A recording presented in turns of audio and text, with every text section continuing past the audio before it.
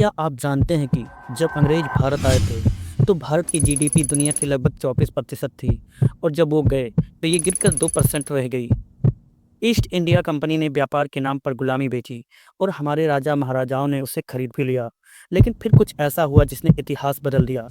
ये कहानी है भारत की लूट की और फिर उसके उठ खड़े होने की। 1600 में ईस्ट इंडिया कंपनी आई थी नमक और मसाले लेने, लेकिन 1757 के प्लासी के युद्ध के बाद भारत उनका व्यापार नहीं उनका गुलाम बन गया।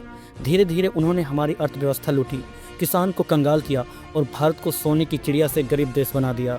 1857 मंगल पांडे की गोली से उठी चिंगारी बन गई देश भर की बगावत। रानी लक्ष्मीबाई, तात्या टोपे और अनेक भारतीय वीरों ने अंग्रेजों को पहली बार डरा दिया।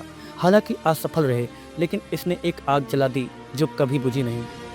1905 बंगाल विभाजन हुआ और आंदोलन की नई लहर आई। फिर गांधी जी आए, असहयोग आंदोलन, नमक सत्याग्रह, भारत छोड़ो आंदोलन लेकर। पर इसके साथ ही आया जलियांवाला बाग हत्याकांड। निहत्थे मासूमों पर गोलियां चली।